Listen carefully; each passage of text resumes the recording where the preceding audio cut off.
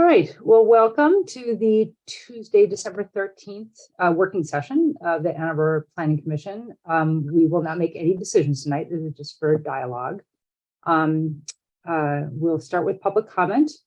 So this is an opportunity for persons to speak up to 3 minutes. To speak to the commission, press *9 if listening by phone, or use the raise hand feature if viewing through the web link. For phone access, call 877-853-5247. and enter meeting ID 977-6634-1226. To unmute, press *6.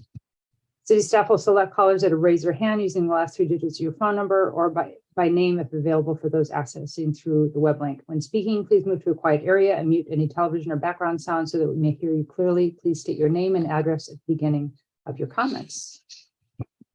We have people that are waiting to speak, Mr. Leonard. Not yet. I'm going to give it a moment, but while I'm giving it a moment, I will be experimenting this evening with a timer that may very well provide a 3-minute countdown to virtual speakers and sort of replicate what we have in the room. So I hope it works. All right. Caller with the phone number ending with 534. You can press *6 to unmute your phone and address the Planning Commission for up to 3 minutes. Good evening. This is Tom Stalbert calling from Lowertown. I'm glad to see this back to the Planning Commission for repairs because it's desperately in need.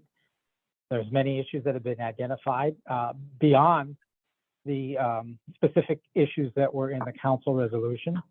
So I'm hoping that the discussion can be broadened and address the many issues that have been raised.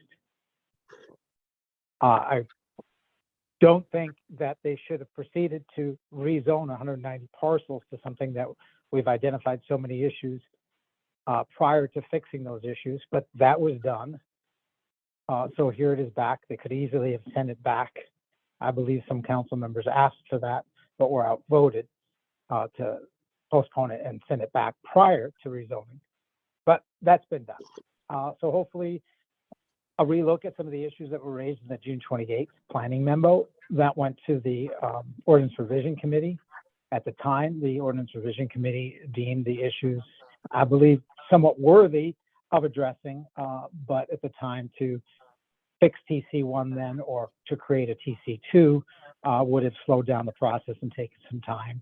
But that was inevitable because there were so many issues that it was going to have to come back anyhow. So now it's back and now there's time to address multiple issues. So I hope those issues get raised and addressed. I also want to raise an issue. It was identified at the council meeting that there is the opportunity for a 30% height increase by right by using, I'll look at the section here, 5.18.4.d.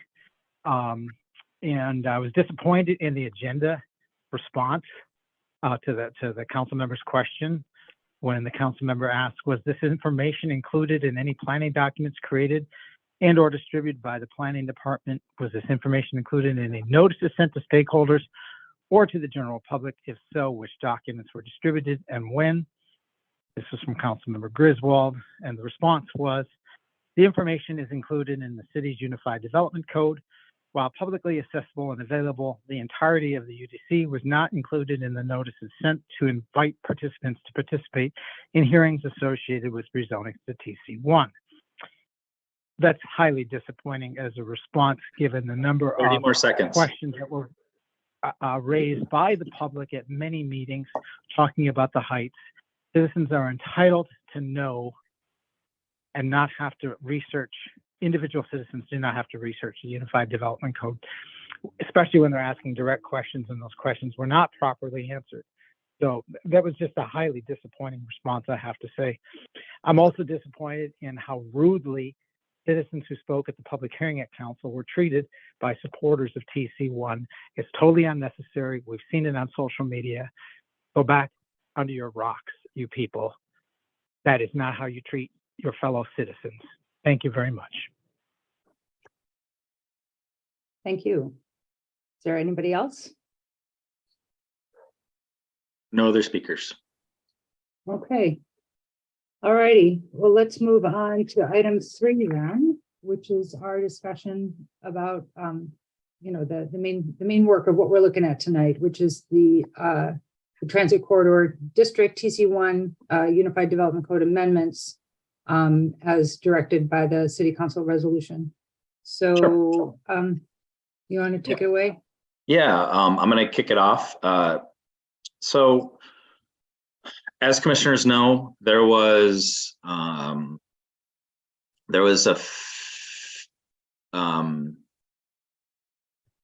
sorry, hold on. Commissioner Lee, did you have a question? Yeah, I was planning on recusing myself from this conversation since I did not have a discussion or input into the original formation of TC1. So I wanted to just throw that out there before we started. So I don't know if I have to expound any further, but at this point, I'm going to recuse myself and enjoy the conversation. Thank you, Commissioner Lee.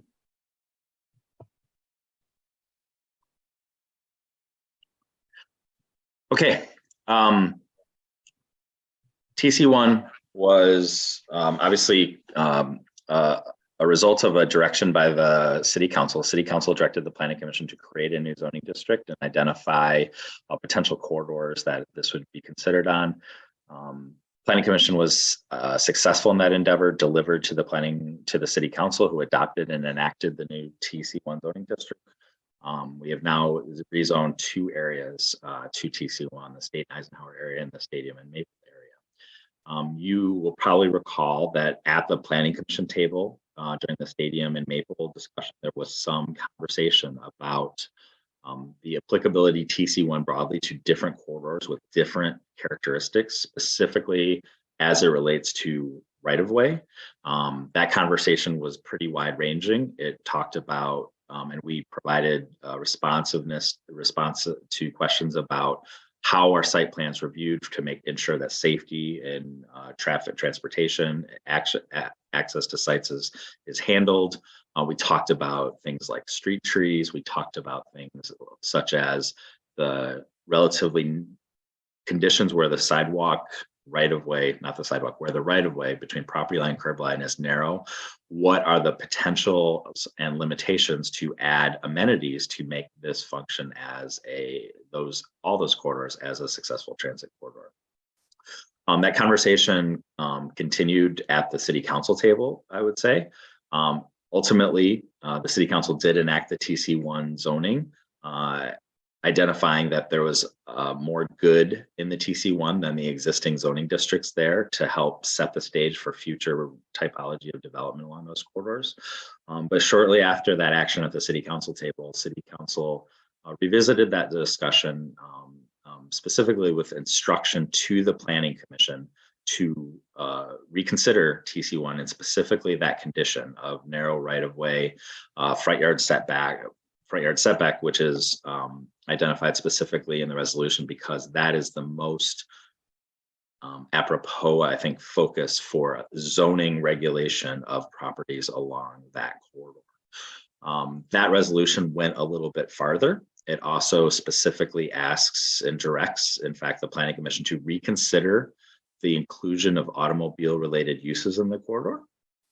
And so because I think that there continues to be a high level of interest in TC1 and progressing with that.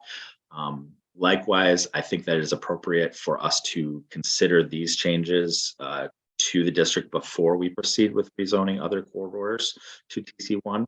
I wanted to get this on to kick off this discussion with you this evening pretty quickly after that resolution that was adopted, I think earlier this month, if I have my timing right, with the City Council action. I also want to think about it and would encourage you to think about it as an opportunity. You will hear potentially some other aspects of the TC1 that we as staff have heard through our conversations with property owners and petitioners and designers who are exploring that. So I frankly also think that this is an opportunity if we see other opportunities for adjustments to make this district as good as possible. I would encourage the Planning Commission to be open and thoughtful about those changes as well. And then lastly, for tonight, this is more of a scoping discussion. We've discussed some of these issues in the past. We've provided some background and research to you. We've had a lot of deliberation and discussion at the table about these issues. But to really make sure that we're addressing these with some sense of finality, we really wanted to take a step back and really think about this meeting as an opportunity for the entire commission to provide us feedback, thoughts on how we approach these questions and directions from the city council. So with that, I'd like to turn it over to Ms. Kelly and Ms. DeLeo, who are going to walk you through some thoughts on this, and of course, we'll address any questions. Hank, take it away. Thank you, Mr. Leonard, and good evening, Commission. So we, as Brett said, have an opportunity to relook at some of the kind of finer points of TC1 and what has been working and what should be revisited. Specifically, we're proposing to discuss these things tonight. Revisit quickly the intent of TC1 to orient ourselves, discuss the council resolution that gives a directive to look at two particular things, and then discuss a expanded suite of implementation challenges that include the two categories included in the council resolution, but also some other implementation challenges that staff have identified through incoming petitions and attempting to work with and interpret this new zoning district. And then finally, some next steps and how we could chart out a future for these revisions and move forward. I'm going to actually let you take this slide, Alexis, because you had such a strong role in the development of the district. Thank you very much. Blanket apology for any coughing. But as a revisiting for the intent of the TC1 district, I feel that there are 4 main points to the district. It is intended along our existing transit corridors. We thought that was important. We did not want to force any transit service provider to expand their services because that's an impossible task. They can follow and they can expand when the time is right, but we wanted to be following in that aspect. The TC1 district is also to allow the redevelopment and infill development. It was crafted with the use specific standards to be able to fit that in some of the dimensional standards, specifically the lack of floor area ratio maximum is to really support that infill development. And the new district is trying to fulfill a host of existing comprehensive plan goals around sustainability, affordable housing specifically, and more housing choice, and just increasing the supply of housing in general, getting at supporting our transit services, really getting at a more mixed use and all of the other good things, a walkable, friendly, greener community. Greener, not just in the sense that buildings might be electrified, which is also great, but inherently clustering development together, allowing a little bit more density, is a more sustainable form of development, even if it's, say, without the latest green technology. And so this is what the district is trying to do. And I think it is doing that, and it will do that. But these are the things to keep in mind because there are more than one way to approach this intent. And I think that's tonight's discussion of with tweaks or refinements, we can still meet these intents. Thanks, Alexis. Diving deeper into just our next item, which is the actual council resolution, which I will pull up are folks able to see the council resolution on my screen? Great. So this is helpful for us to interpret what our legislative body intended when sending this back to us. There are a lot of whereas clauses that identify basically the same things that Alexis just talked about, the acknowledging the benefits of the intent of TC1 to provide housing near transit corridors, and has additional detail. It is linked in the staff report that was included in your packet. If you haven't taken a look and you'd like to see the actual text of that and you haven't yet, you can access it there. But this, the resolve does request two things: to look at limited automobile related uses, and it requests that we exclude drive-throughs and gas stations, and then addressing narrow the constraints of existing narrow rights of way.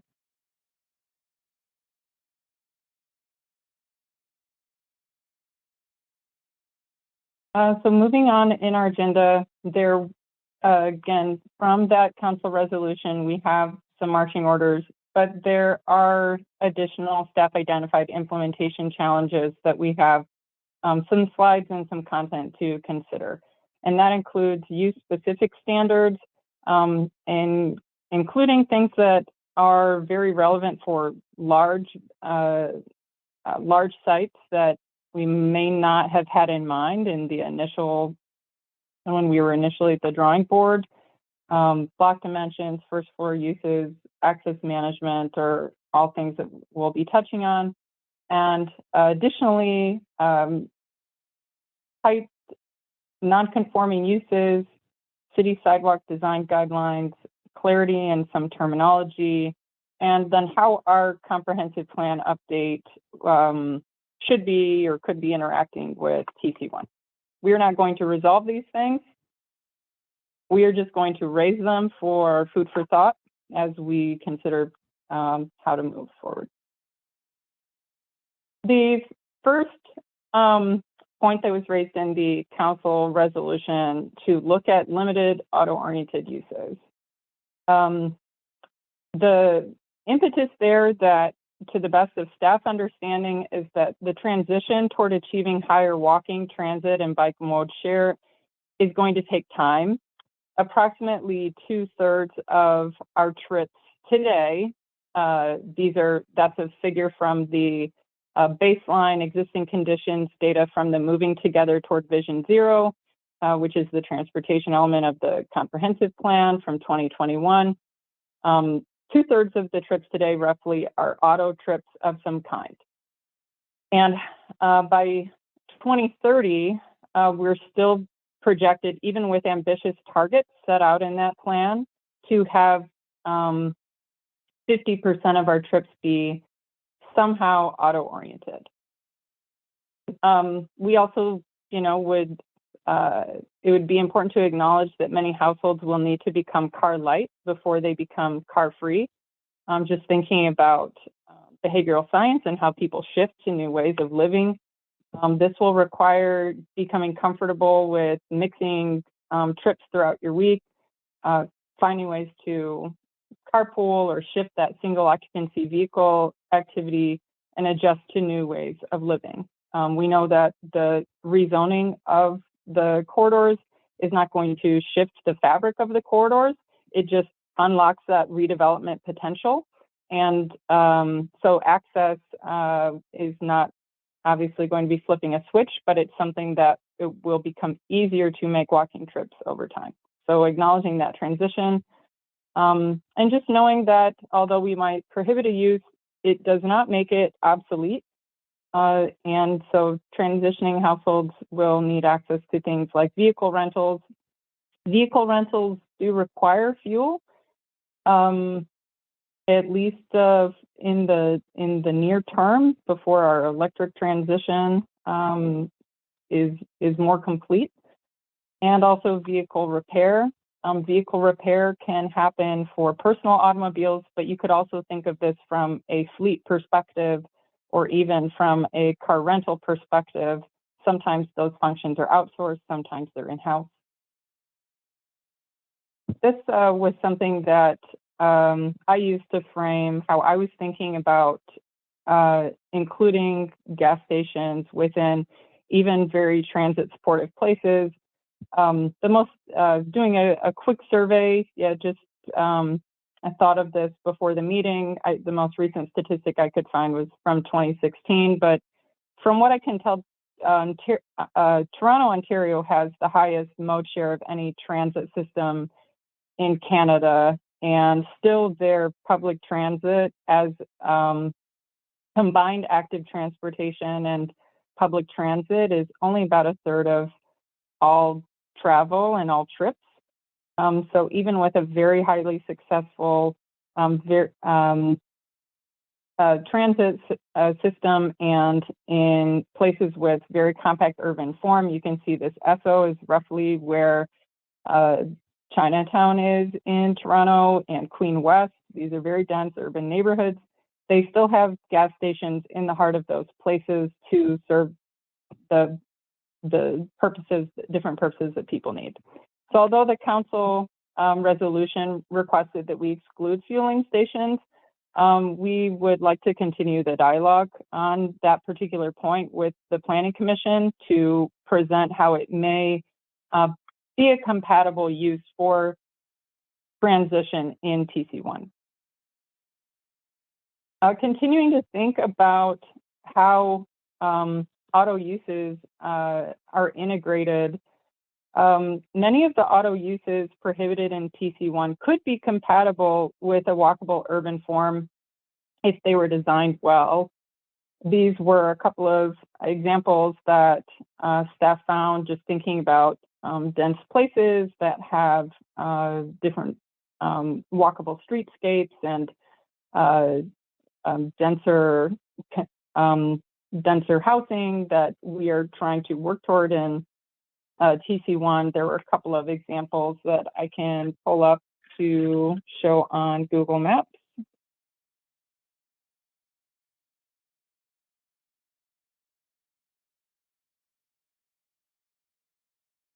So here's one example. This perhaps is not as dense as we're going for. Maybe this isn't exactly what you have in mind when you think of TC1, but this is in South Boston. It has a variety of 3- and 4-story buildings, and this could easily within TC1 be a 2-story building. Generally, the neighborhood's walkable.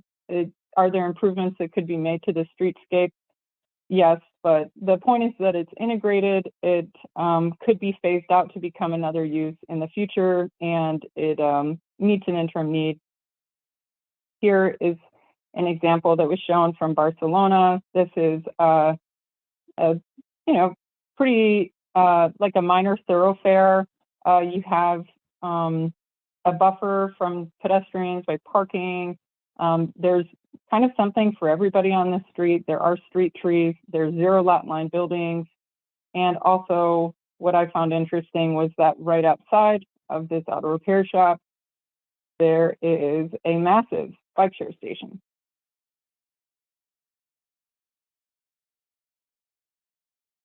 This was another example from a more minor street in Barcelona that I showed Brett. Sorry, Mr. Leonard. And the point here that I'm just trying to illustrate for discussion is that you have a 0 lot line building. This is probably about a 3 to 4 story building. Although they might not have their best environment to thrive, there are street trees, and this is a auto repair shop that's integrated into a historic and really beautiful neighborhood. I believe this is in Gracia. So there are ways to maybe get what we want from a form and function perspective, and also recognize that it will take time to move away from these modes totally. And I am going to, if you have voice available, Alexis, you can say no, but if I could ask you to take this slide.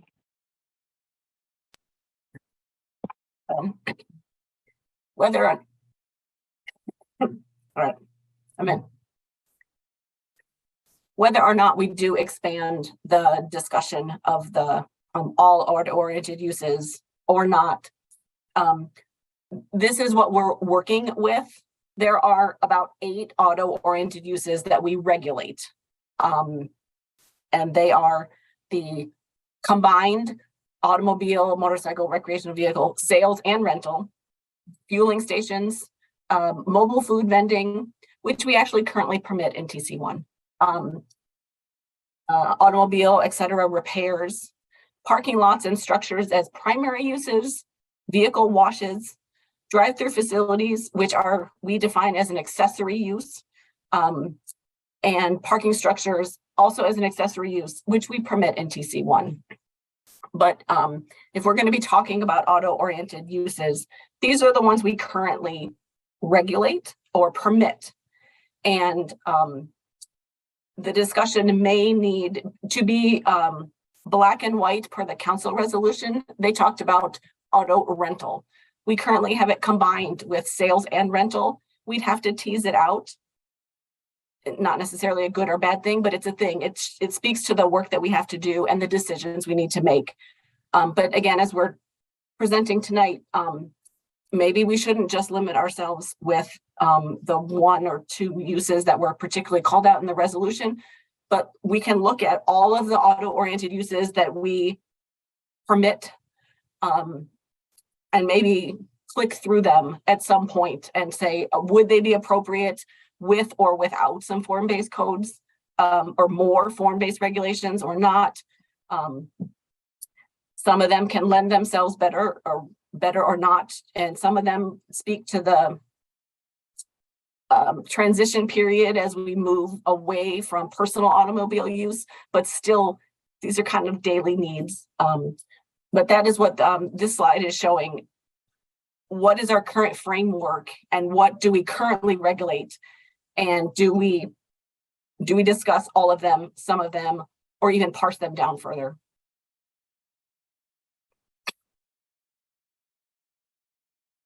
I'd only add that surprisingly, it's not a super long list.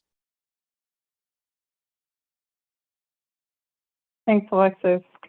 The next category that we're asked to consider from the council resolution are areas of limited right-of-way, and we can illustrate that with a few pinch points along the corridor where a 0 lot line building would leave us with very little room to accommodate all of the things that people want to create a beautiful, functional pedestrian realm. And that includes things like street trees or other planters, transit shelters, benches, adequate sidewalk space for people to pass, friendly widths for people who are using baby buggies, who are wheelchair users, etc.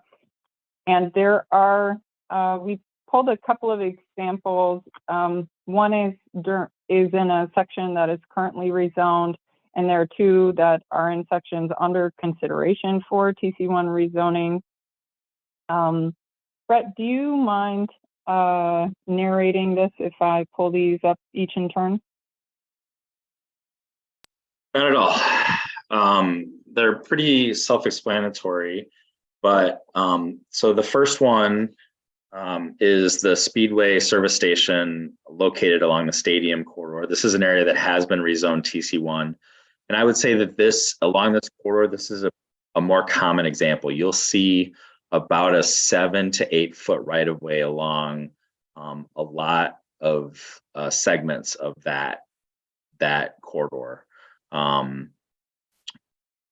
Pretty tight. The right of way is occupying a great percentage of the right of way is occupied with pavement. That's curb to curb. And for those that haven't been there for a while, there was improvements made over time to make sure that there was continuous sidewalks and some pedestrian scale lighting, but it's a very tight condition. It's probably a 5 foot sidewalk and a 2 foot. I'm reluctant to call it an amenity zone. It's basically enough room for a street light. And I think this was the condition that was a bit of a shining example of the tension that the Planning Commission was wrestling with this district and the City Council as well. 2 feet is not enough for street trees. A greater front yard setback doesn't necessarily equate to street trees either, but that's definitely an example of where that is tight. And then a couple of examples along the Washtenaw corridor. The Shell service station is right at the corner of Huron Parkway and Washtenaw Avenue. This one, I would say, feels a little bit more constrained because it has a small masonry wall pretty close to right at the property line. And then the Chalmers Place Strip Mall. This is at the northwest corner of Chalmers and Washtenaw, on the north side of Washtenaw. It is a 2-story mall building, multi-tenant. And this is a case where, in fact, the right-of-way is actually, because of the arrangement of the Washtenaw Avenue right-of-way within the right-of-way, it's even less. It's about a 6-foot distance between the property line and the curb. In this case, some of the sidewalk is actually on private property along that section.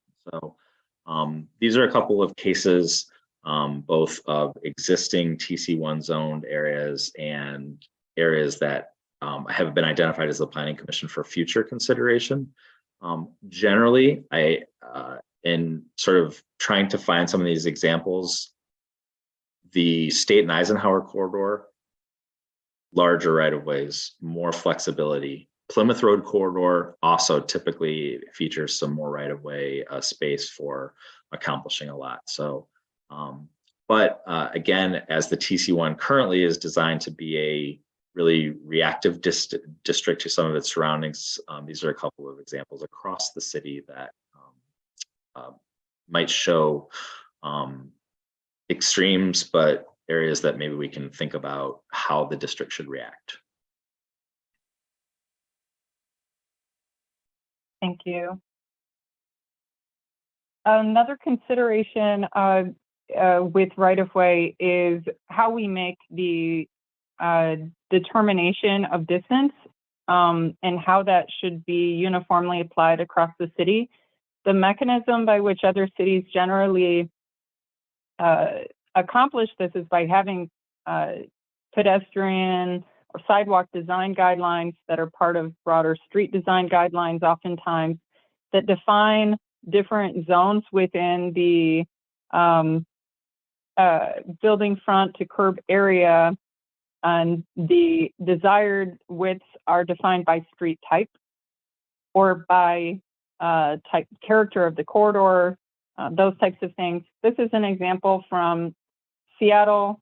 This is a pretty typical cross-section of how pedestrian space and sidewalk space is defined through guidelines. There is next to the building a frontage zone that, they're defining, for example, let's just take the widest width example is downtown. I understand that downtown Ann Arbor does have guidelines, but we don't have those for the rest of the city, for example, for these TC1 areas.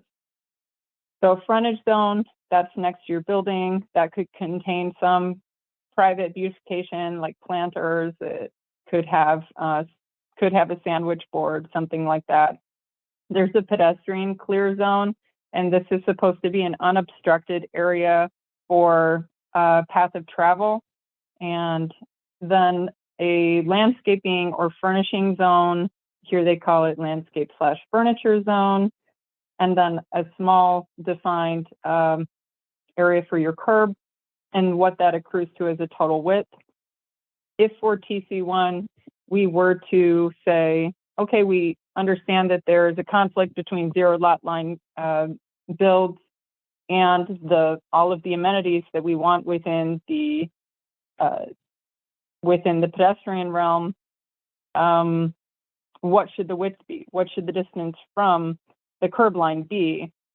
It could be problematic to define that on a sectional basis instead of looking holistically at how those types of guidelines would be applied citywide. It's not impossible, but generally these are things that become more standard so that you can predict a certain type of character, feel, and expect a certain level of amenity or space based on the type of street that you're on.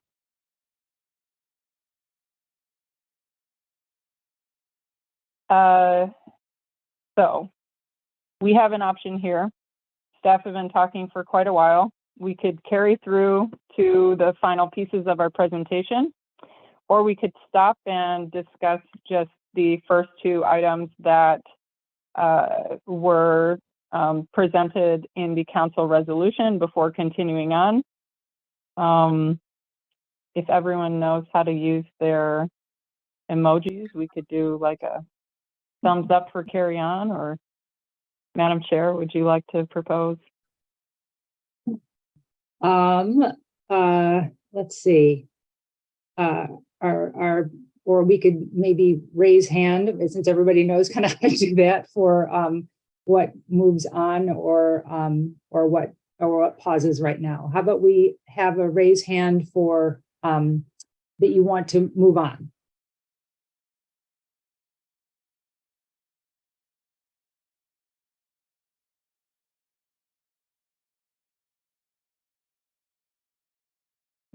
Four, five hands raised. It's a slim majority. Okay, we can keep going. So I thought it was a landslide. Sorry, say that again. I said I thought it was a landslide. How are your vocal cords doing, Alexis? Do you feel good to take the use specific standards and others? Sure. This is the case. I do sound worse than I feel I am, but I maximized and now I need to minimize. Here we go. So I think that you're getting the gist as staff. We're sort of being like, well, maybe let's not tweak. Let's look and let's get this fully formed and fully advanced. And if there's things that should be addressed, we're advocating, let's take the time and put the thought into doing that. You should know that, we have the two districts or two spots in the city that have been rezoned. We are talking to some developers in various stages of seriousness.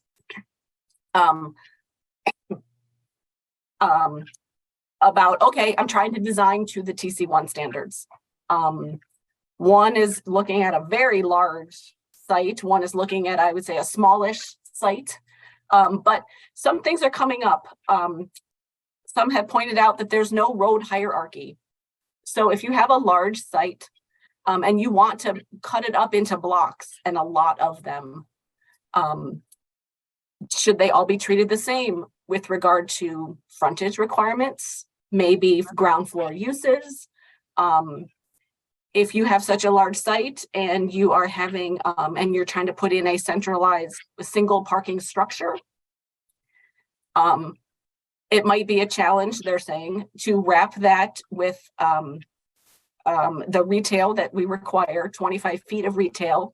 That standard is taken directly from downtown, where sites are not so large. But the question is coming up when you're trying to make side streets or newly interior blocks. They're saying it's proving a challenge to have every block then meet all of the goals. They're asking for a little more flexibility, or at least a little more clarity on if that's what we intended. Also, the block dimensions, larger sites that have more of an opportunity to break themselves down. They're saying that 250 feet, which is our block dimension provided, might not be the only way to get at pedestrian friendliness and pedestrian orientation and that comfortable feel.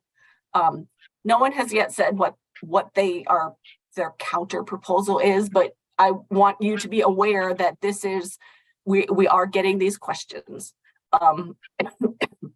The prescriptive requirements for the first floor, that also sort of speaks to both that requirement to wrap parking structures, and because there's no road hierarchy, and we are prohibiting residential at a corner, I think we all definitely thought, say, Stadium and Maple or Jackson and Maple, we thought State and Eisenhower.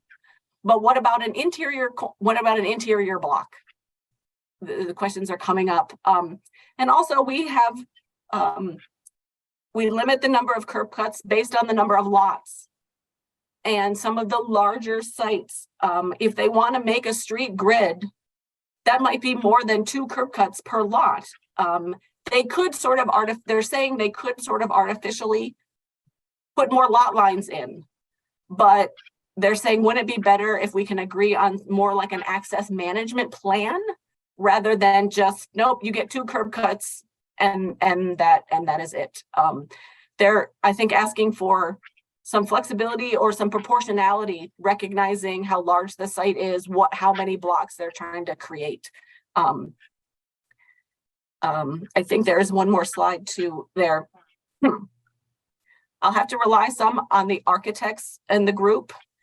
If I understood right, someone asked for clarification on our 120-foot height limit, and they wondered if we were trying to get at a 12-story building, which I understood, but please correct me if I'm wrong, apparently is a very efficient building size, with something about when you're doing steel construction, and it's a way to use all of the steel efficiently or along those lines. But I've been asked, do we mean 120 feet or do we mean 12-story buildings? I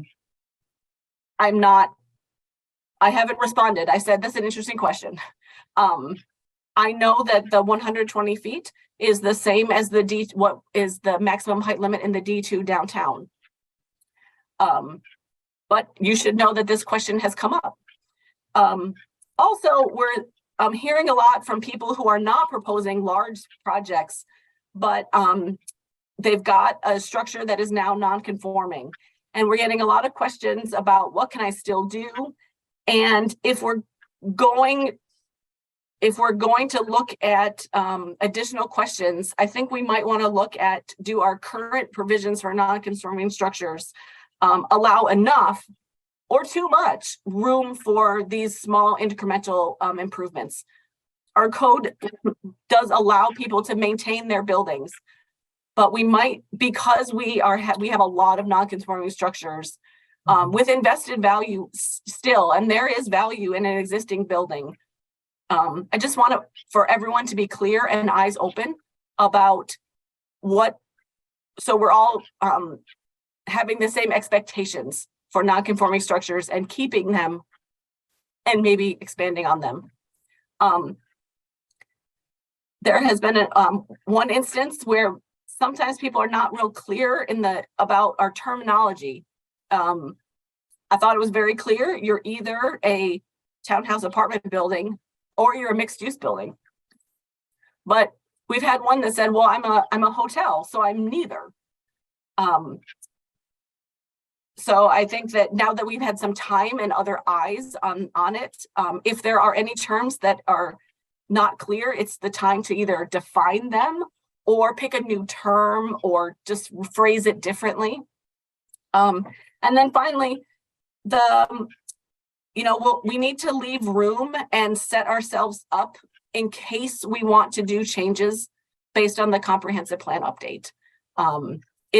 All zoning districts are supposed to be living and evolving and changing with the needs and our goals and priorities.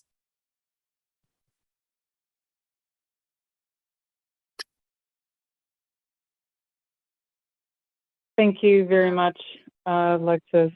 And our last slide, before we can hear more voices and hear what thoughts you have as we've been talking through this, our staff's estimation of the immediate next steps We want to receive your additional reflections and direction, not just in tonight's meeting, but after you've had some time to consider all of the different things that we're holding in tension with improving TC1. We know that some people think better when they have a chance to write their thoughts down. So we look forward to hearing those in the near future. We have thought it may be useful for the Planning Commission to engage in a site visit, a field trip of sorts, to visit some of the areas of concern for limited right-of-way, to get a sense of what that feels like in person. So look for some information from us. If that is an idea that you greenlight in tonight's meeting, then we could look for a time that would be available in the new year. And based on what the feedback that we receive in terms of the full scope of revisions that we should be pursuing to ensure that we get TC1 right, and that we are not moving forward quickly with another version that will continue to present implementation challenges or pain points for the community, we will have to figure out what a realistic timeline and detailed work plan to really accomplish whatever the scope of revisions is.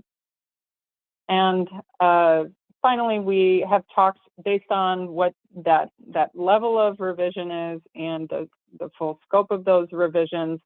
We may discuss engaging an outside consultant to just ensure that we can have a responsive timeline for adopting changes. And I'm happy to go back to any slide for reference as we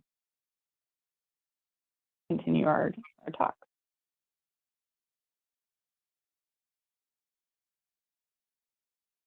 Thanks. That was really helpful to get all of your thoughts on that, and for doing all the research. That was really helpful. Commissioner Dish.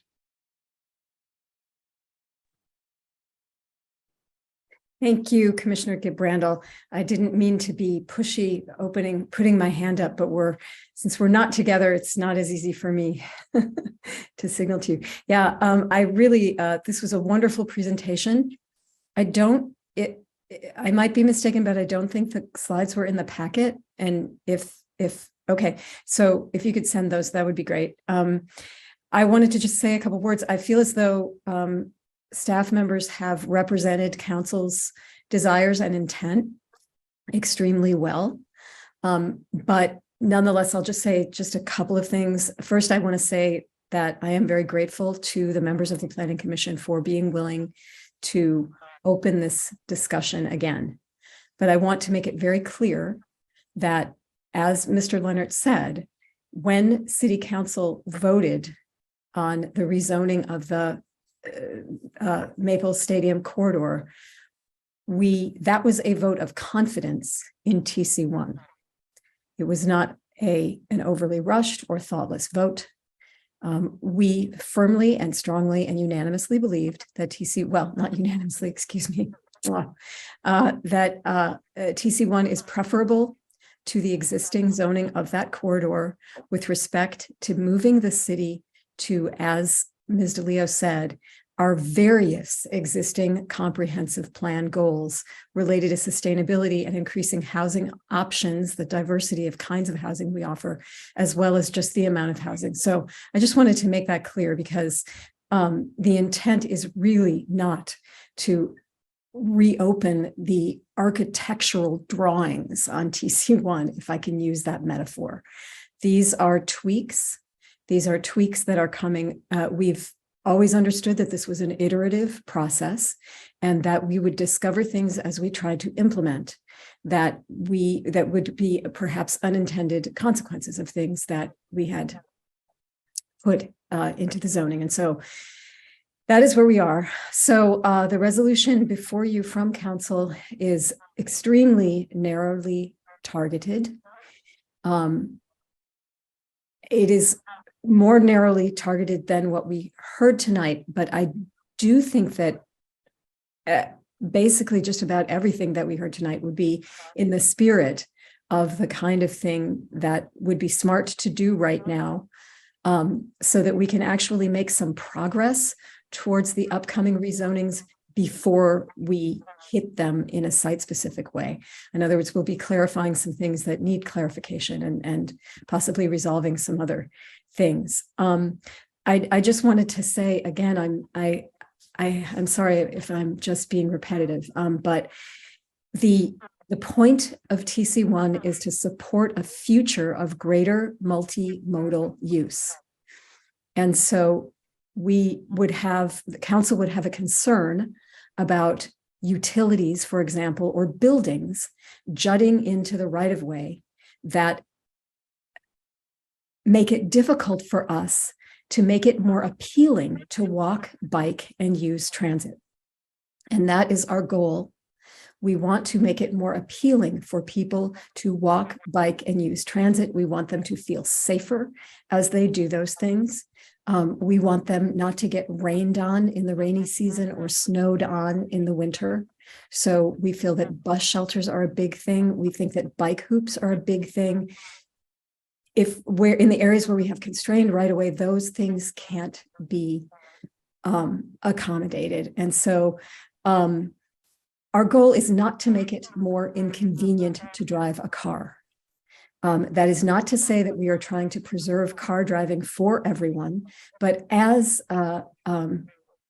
Mix Kelly said, we are trying to support a transition period to multimodal use. And that transition period is most likely, not that anyone has a crystal ball, but what we are seeing now is people adopting electric vehicles instead of gas-powered vehicles. And we're seeing people evaluate whether they couldn't be a 1-car household instead of a 2 or 3-car household. And so we want to support that. But I think we need to assume that people will continue to be driving. And I very much agree with Mix Kelly that there is actually nothing incompatible with a pedestrian-friendly place with an auto repair shop. And it would be much preferable to be able to drop it off and walk home, or drop it off and grab an Uber home, than have to go out to Pittsfield Township and do that. And in my hometown, where I almost am, I'm in Chicago right now, but in Evanston, along Central Street, there's an auto repair shop. It's been there for more than 50 years because it's been there for as long as I can remember. And it's a totally pedestrian corridor. It's a mini downtown. And so I think that we can think about what uses people need to support their transition to a car lighter future. Right. Okay. So I think, and then I think the other thing that I would want to say, and I'm sorry, I probably shouldn't have jumped to saying that because I didn't mean to be commenting on individual proposals, but I think that that's the spirit of the auto-oriented uses. We would love it if we could separate sales and rental, because sales is a whole different ballgame than rental and fixing. But we do not want to, we do not want to revisit drive-throughs, because that's not the lifestyle that we want to be forwarding. So that's, if it feels like there's inconsistencies in the things that we're saying, maybe there's rigidities in the current regulatory structure that if we could work through, that would be great. And then just the final thing is, I do want to express that there is a desire among some, I haven't talked to all on council, for pedestrian guidelines citywide. There is also a strong desire for that not to be folded into the comprehensive plan. We do not want to delay that plan. And we understand that that's a necessarily comprehensive process, probably expensive, and it is not clear whether there is funding for that now. But precisely because of that, we need to look at the right-of-way issues to put in a stopgap, because lacking those guidelines, we need to make sure that stuff doesn't get built that prevents us from designing our streets the way we want to for our multimodal world, not for our weird world that we're in right now, which is somewhere between a suburb and an urb. So thank you. That's what I wanted to say. Commissioner White. Before I speak, Commissioner Abrams, did you have anything before you have to go since you are time constrained? Thank you. No, go ahead. I'll urgently raise my hand when I need to. Thanks. Okay. So I had some process questions, which can be answered now or can be answered later. As I read the resolution, it is not my reading that TC1 zoning has to be amended to address the constraints of the existing narrow rights of way, because the resolution allows for the UDC to be amended to address that. Is that your understanding? So I'm happy to address that. I think the UDC is the tool that we have at our disposal right now. To the conversations that you heard a little bit from Hank, you heard from Commissioner Dish. I think that there are right-of-way methods to address that.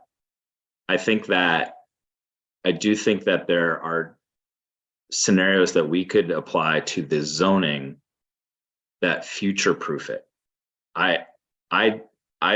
As we've talked about before, I don't know that front yard setbacks are the solution to getting all the amenities, but it may be a solution to make sure that when we get to those guidelines, when we get to those more detailed right-of-way planning efforts, we have more flexibility as a community to make decisions. But doesn't that assume that the developer is going to leave that space open for us to potentially either seize by eminent domain, buy, or somehow come to some other agreement? Like, that's the part that I am struggling with when I even raised my questions directly with one of the sponsors. Was it seems like we're asking developers to hold land in trust for us so that we can come in the future and say, hey, this 10 feet that you've held in trust with us, we now want to either buy, or we want you to give to us, or we are going to use eminent domain, which I've been told we don't use eminent domain in the city. And it also has embedded in it an assumption that the developer didn't put anything in that space, which they would be entitled to, unless I'm incorrect. Yes, I think to all those things. I think depending on how the ordinance, if the ordinance is modified, there could be specific provisions that regulate what can or can't happen in that space. But I would say that in the scenario that years from now, the city does decide to go and purchase additional right-of-way because it is deemed to be necessary at that time, it would practically be a very different framework to be talking about lawn or plaza or sidewalk space than building space. Okay, so one thing that would also be helpful if we are going to have this as a robust conversation is to have some more visuals. Because having to hold all of this text and then imagine it overlaid with a site and then putting a structure there and then keeping track of what is what is a lot of, it's just a lot of work. And I think I will be more productive if, when we are actually considering text amendments, we can have visuals of what we're imagining. So when Ms. DeLeo was talking around side streets and the 250 foot, I guess a linear foot for what's considered a city block, and then what developers are asking for, if we can see those visually, because these are more form-based kinds of conversations that we're having. So I think it should lend itself to us actually seeing visuals. And I think, Ms. DeLeo, I sent an email sometime in the last quarter asking if we had something along those lines, just anticipating just how much cognitive work it takes to try to hold the text amendment and the site and what we're trying to accomplish there. So I would love to see that. And I have another question, but I want to see how the discussion goes before I ask it.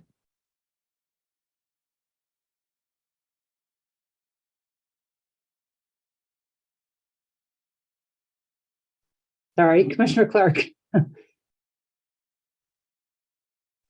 Yeah, I hope is now an appropriate time. Just a quick question to clarify about the transportation usage part of it. Or are we just on setbacks? Or okay.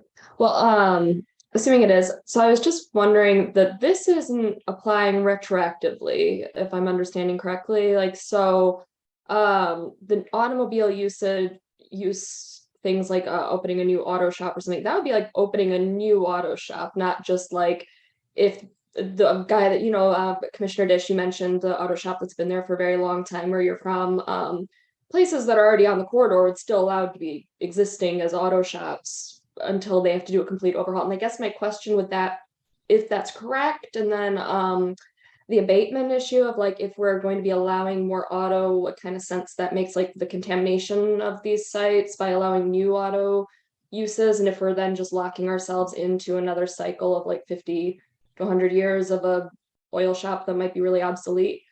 And then how does that align with our talking about no new natural gas cutoffs and stuff like that, why we would then go and allow a new gas station or that just, to me, I'm having trouble reconciling that. And I just want to make sure I'm understanding correctly that this wouldn't apply retroactively to any of the businesses on the corridor, which is my understanding. I can answer that, I think. Yes, right now, those any existing auto-oriented use there would be considered a non-conforming use, and it can remain indefinitely so long as it keeps going. It can change ownership or say franchise brand, and this would be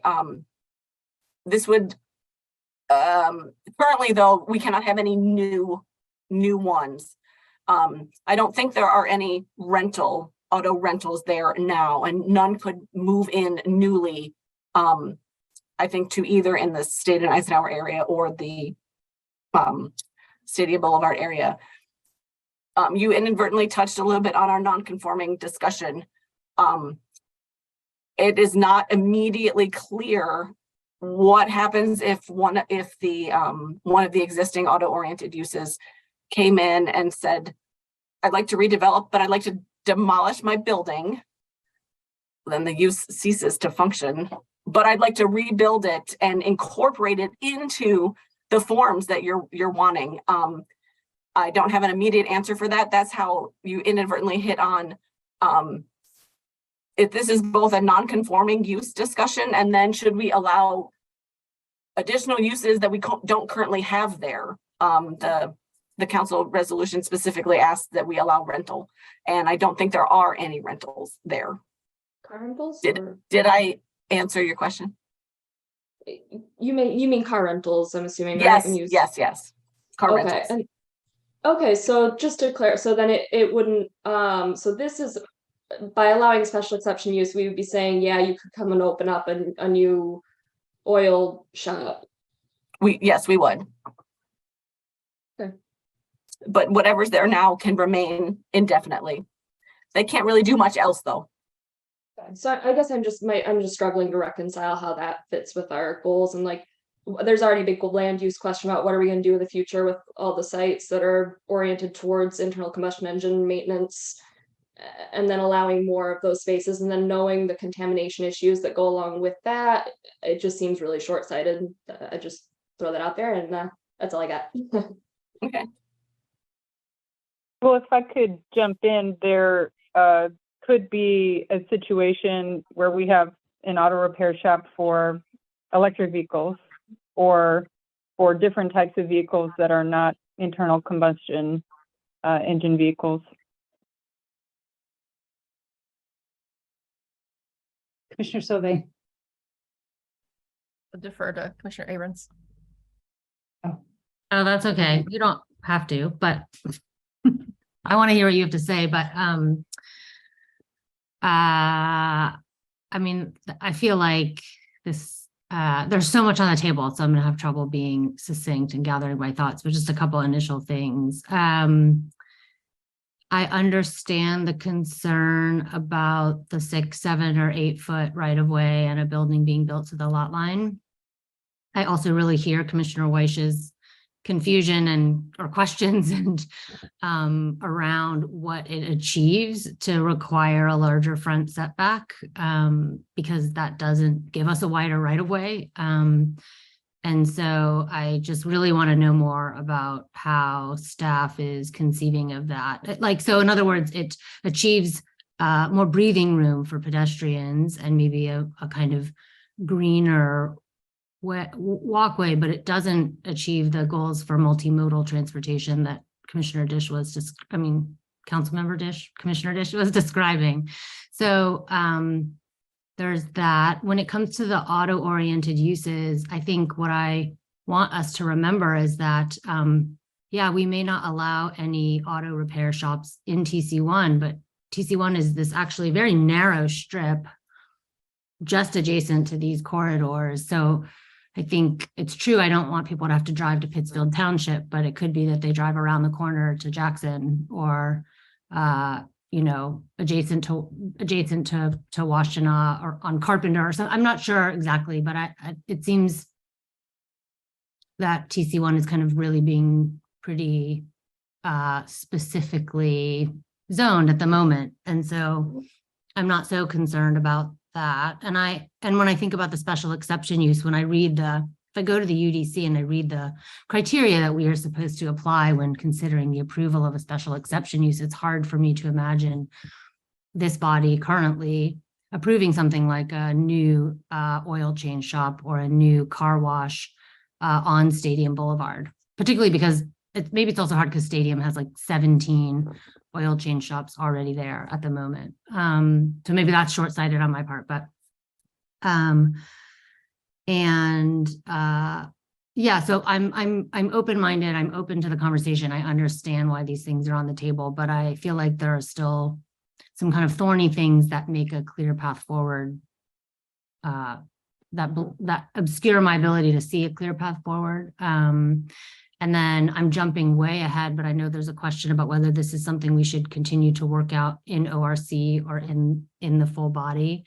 It feels like this is a big enough question. And the last time we talked about the right-of-way question in ORC, it felt we kind of understood that the current makeup of the committee doesn't, I think, represent the full breadth of opinion that this body does. And so it felt like it would be more productive to have those conversations among all of us as opposed to within the Ordinance Revisions Committee. And I'll stop for now. Thanks. Commissioner Sauvé. Thank you. Yeah, maybe I would like, Brett, do you want to clarify some of the comments first? No, okay. I was just going to mention the slides. The slides are now posted to the agenda packet, so they're available publicly and for commissioners.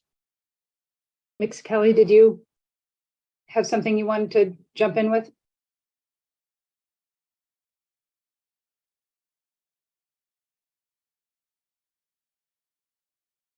Oh. Anyway, I will presume. If you want to interrupt me, go ahead. Yeah. I'm amenable. So yeah, I do have questions about the right of way. Even in the diagram from Seattle, it clearly articulated the property line at the face of the building. And so kind of the resources disseminated as examples versus understanding the policies implemented to achieve this. I'm a little confused about how ordinance and zoning policy, which regulates private land, and the issues of street and sidewalk guidelines within the public right of way overlap, and what is actually the direction to make contiguous space in this area to actually achieve that.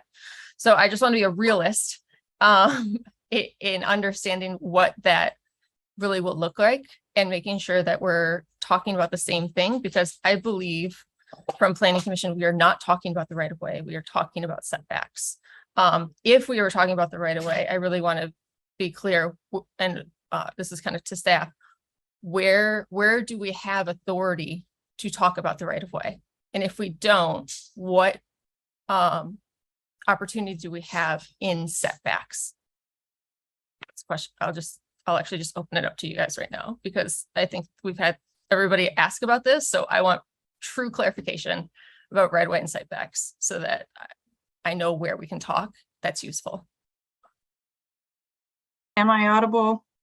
Yes. Okay, I had my audio switched, so that's always fun. Yeah, this has been touched on a couple of times, and when we were talking about this in the office, our questions were, well, they are separate things, but they're just like we're talking about the relationship between transportation and land use.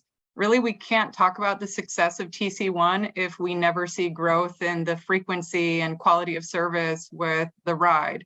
If we never see the modes that people can switch to, we can't really talk about the impact and success of having walkable environments. And so when I think about, and when I talked with my colleagues about right of way and setbacks, it's kind of like they are distinct concepts, but they really fit together, because if you have a zero lot line building and you have 7 feet with to maneuver with street poles, with limited ability to put in street trees, which over time without proper space are going to heave the sidewalk. Those, and kind of continuing down that line of all of the trade-offs that happen with that limited ability to maneuver, you're creating a stressful pedestrian experience, not a walkable environment. And so our alternatives seems like there's 2 obvious ones. If someone can think of a third, let me know. But you can move your curb line, which is a pricey endeavor. It would certainly be pricey on a corridor-wide basis. And there does not, I don't know of many precedents in Ann Arbor or other cities where this is, unless it'd be a serious capital initiative, be a very coordinated initiative. Or you can think of adding the option for easement over time. And that is, to my understanding, what we would be creating by adjusting setback widths. So Brett, do you want to chime in? But if there were a third option and a really excellent option to approach what we're doing, I would love to know it, but moving curbs is hard. Yeah. I guess, can I ask clarification then in terms of easement within the private property setback? What would be the kind of regulations in the ordinance that we would be working on to impose that? And what might be the capital cost if, like Commissioner White asked, if there was actually a procurement, because we don't do eminent domain versus curb cuts, purchasing land versus building a second curb, floating other infrastructure on top? Like, have those things been evaluated? But again, I'm really curious, if it's an easement in the setback, what is that policy path forward to improving this corridor? Yeah, I don't know that it has been fully evaluated yet. That's what we'd like to do. Brett, you want to? Yeah, no, I agree. That's the tension that I feel that staff is in. We're trying to find the right balance. So I think that could manifest in a couple of ways. I think, as Commissioner White was talking about, it could be sort of a land banking for some aspirational change down the road that might or might not involve moving curbs.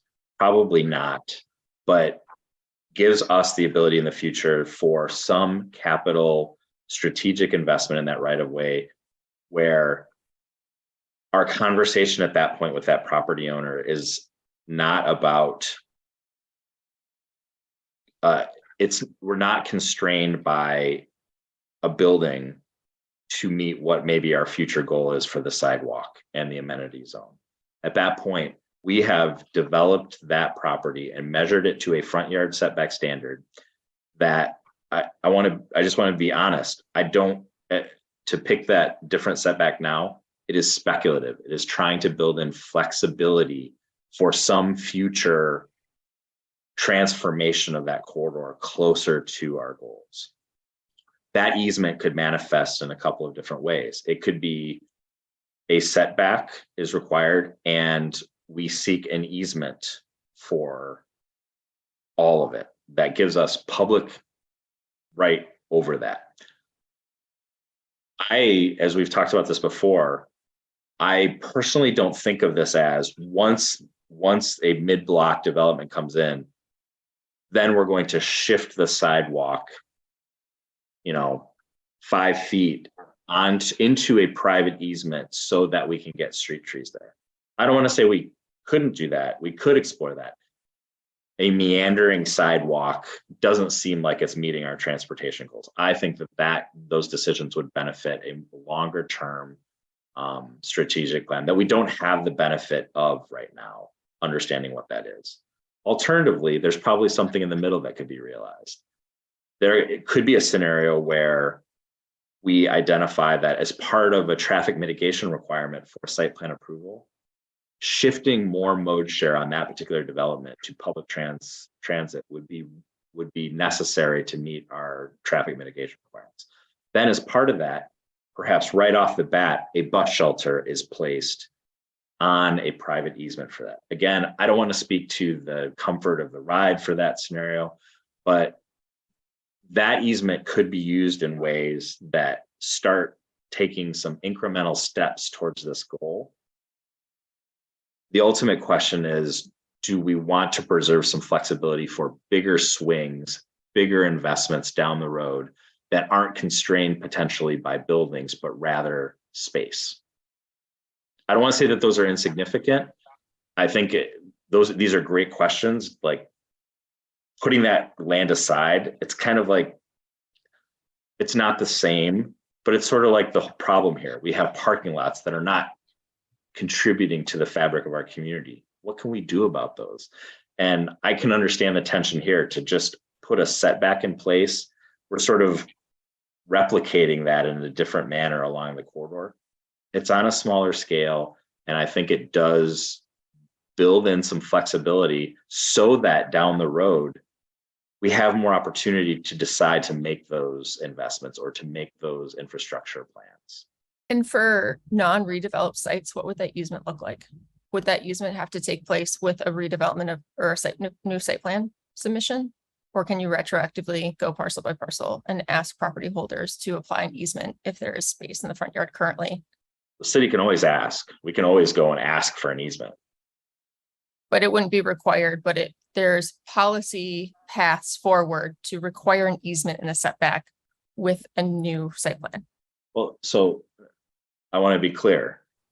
The times that an easement is typically required is when a choice is made for a public sidewalk. I'm trying to think of an example.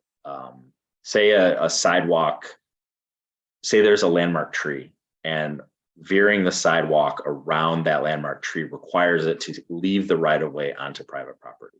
In those cases where typically we would require an easement to do that. I think your question is a good one. One thing is making sure that the building is set back so there's space for an easement discussion.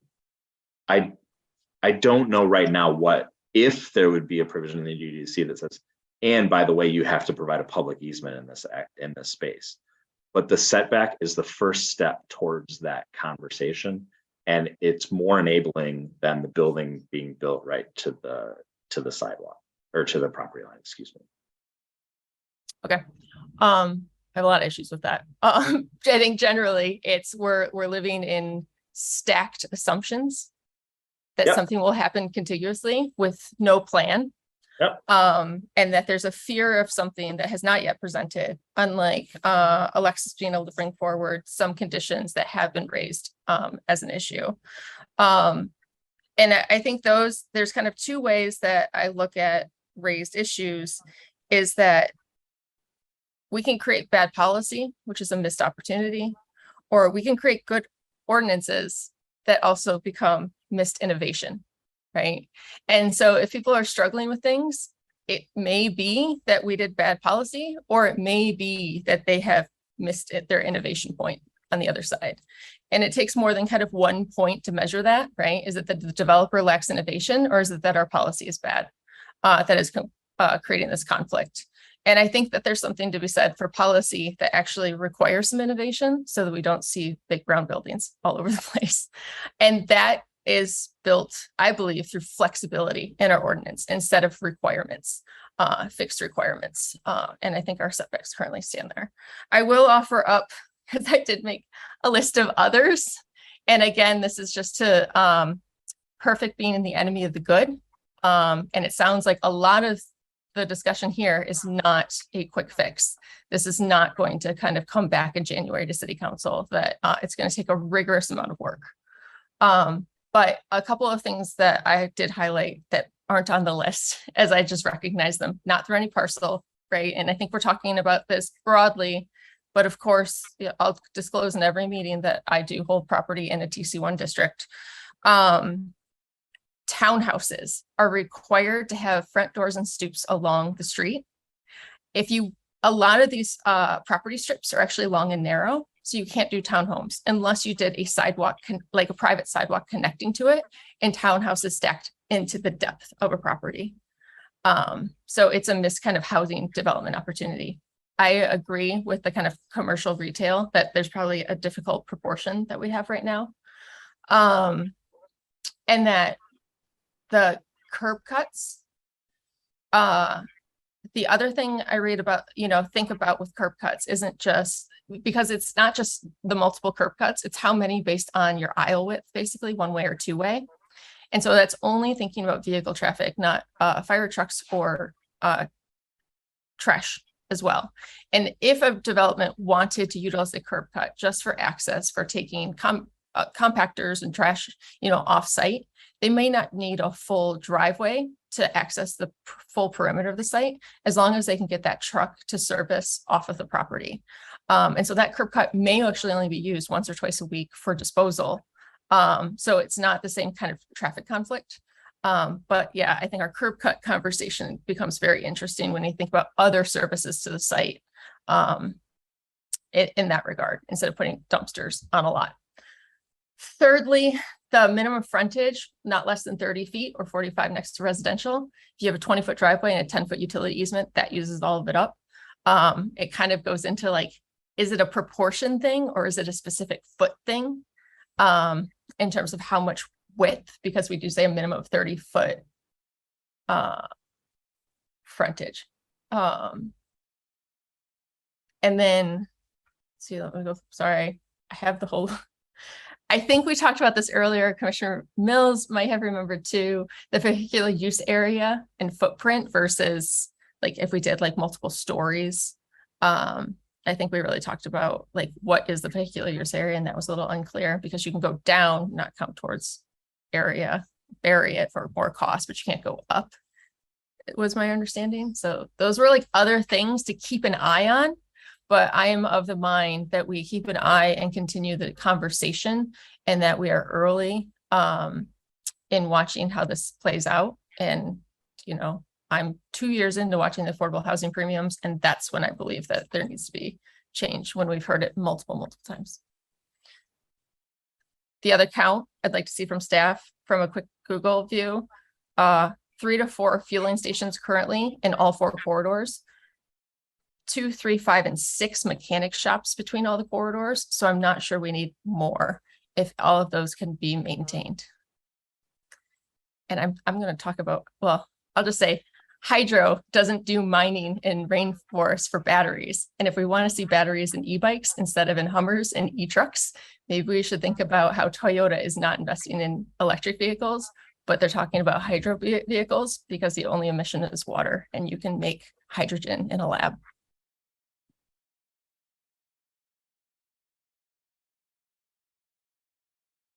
Commissioner Weich.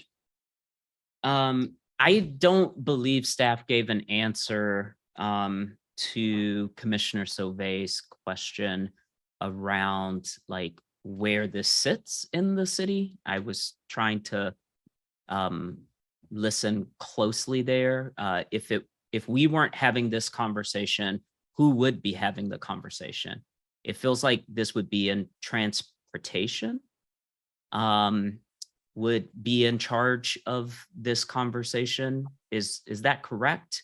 Because I didn't feel like we got an answer. I felt like we could, but it doesn't naturally live here. The right-of-way conversation. So rights of way are designed, maintained by our public services department. Okay. So they are responsible for the investments that are made, that it's inclusive of infrastructure below the roads, it's inclusive of the roads. They are leading implementation strategies from the adopted Moving Together plan that Planning Commission and the City Council adopted. So the short answer is that if you were to draw a line of responsibility, the property line to the street would be public services. The property line forward would be the responsibility. It would be regulated by the UDC. I think, as we talked about, that line is a really important line, and the decisions that happen on either side have impact to the opposite. So one thing that would be helpful if this conversation is going to stay at the table for me is a set of definitions so that we're all working from the same set of definitions. So we need to define right away as it actually exists within our city and operates today. We would need to define what an easement is vis-a-vis where the right of way currently sits within the city. And then we would have to define what we think council meant in its resolution for us to evaluate and propose amendments. Because if council meant an easement, and that's not in our purview, then can staff also prepare something that we can send back to council to say, we evaluated what you said, you are talking about an easement that belongs in the public services department, and we won't make any changes to TC1 because that's outside of our purview. And we will accept any changes that public services says about what the right of way should be and make adjustments to the UC to fit that. Because I just feel like there's these, to overuse a metaphor, there's the cart and the wheel, and I feel like we're being asked to do something. It feels like if the actual request is to create a land trust so that that land is accessible in the future, then that either needs to be clarified, vetted to make sure we can actually do that, because we're effectively seizing land from a private developer and holding it and telling that developer they cannot put anything like a utility in it, because in 10 years we are going to come and pay you for it, but we can't pay you for it today because we don't know what you're doing and we don't know when you're going to do it. We just don't want you to do a building there because we know we can't move it.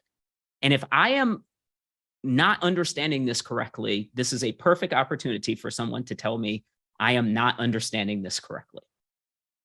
I think you have good questions. I would just, a couple of things. If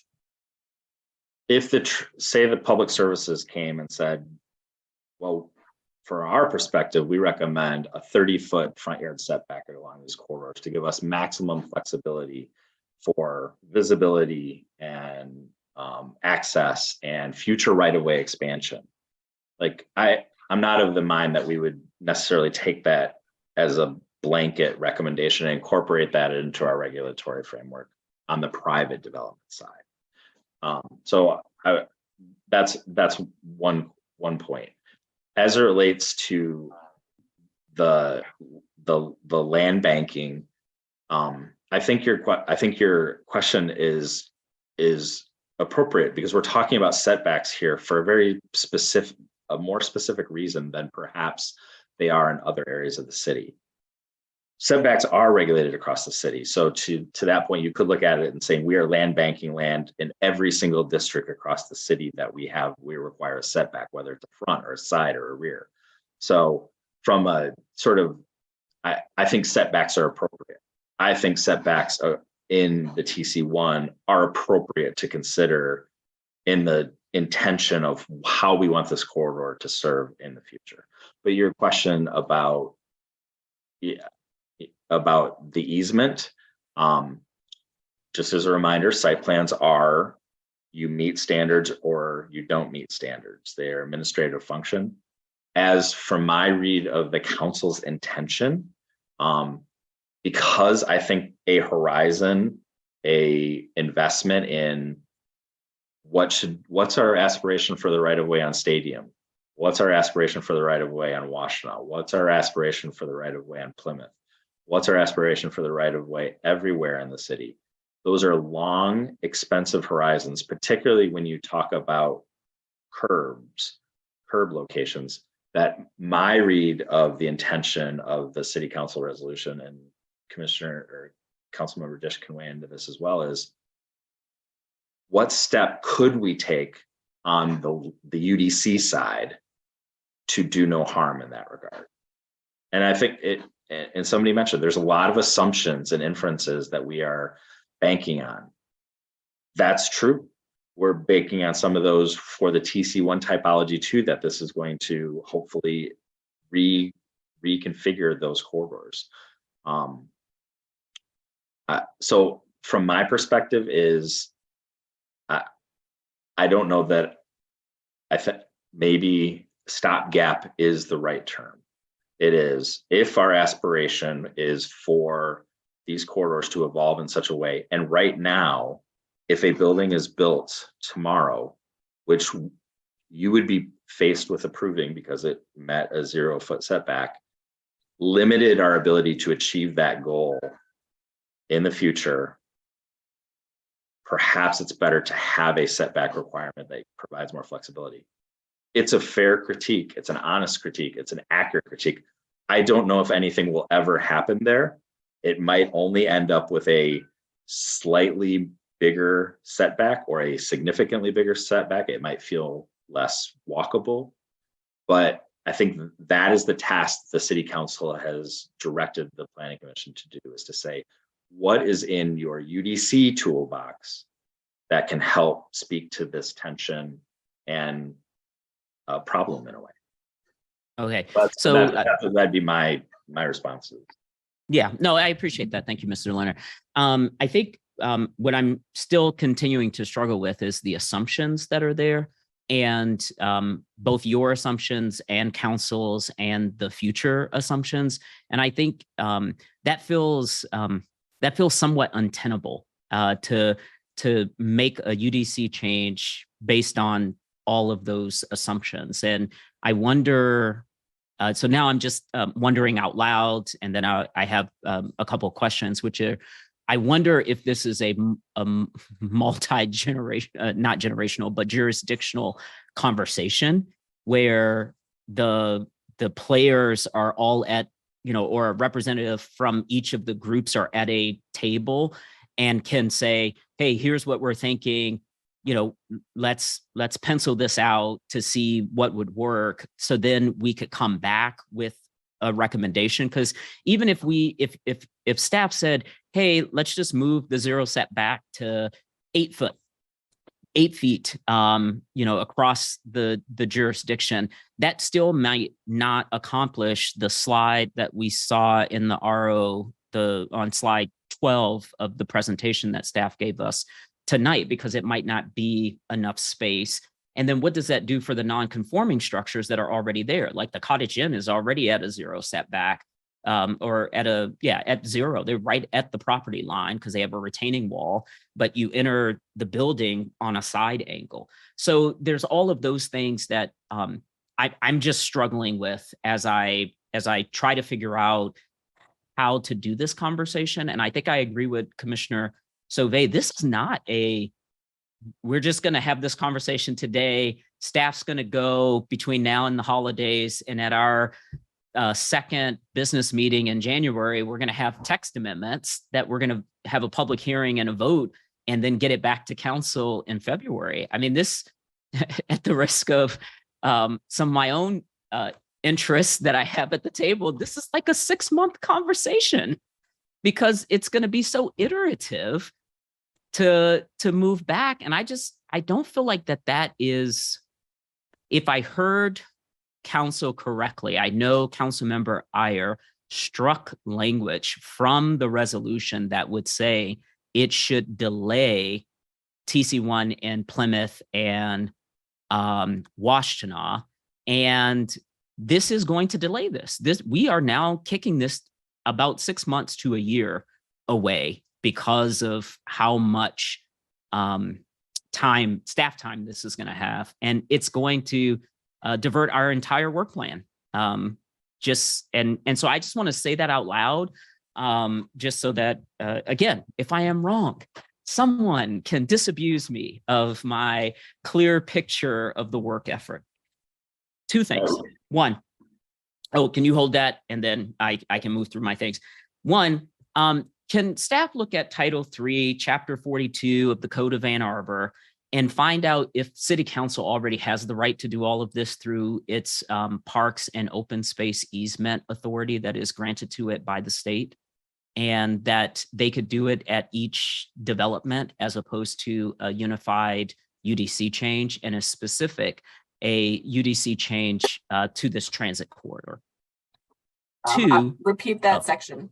I'm sorry, Title 3, Chapter 42 of the Code of Ann Arbor. The whole thing just talks about council's ability to do easements. Right. So maybe 3.62, but there's stuff above it that talks about how those easements are made, and they are made with developments. Since the city of Ann Arbor enters into a development agreement with developers, it would seem to me that at every development that we approve along the TC1, council could add an easement rider that would allow them to achieve what they are trying to do without us making a text amendment to it. And then it shifts the work to council, who has the greatest interest in ensuring that their future multimodal vision gets achieved, so they can actually implement it development by development.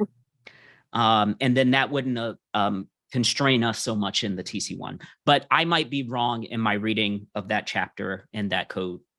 2, on the car rentals, if again, correct me if I'm incorrect, we have one freestanding car rental in the city limits, like Enterprise on Jackson near the YMCA.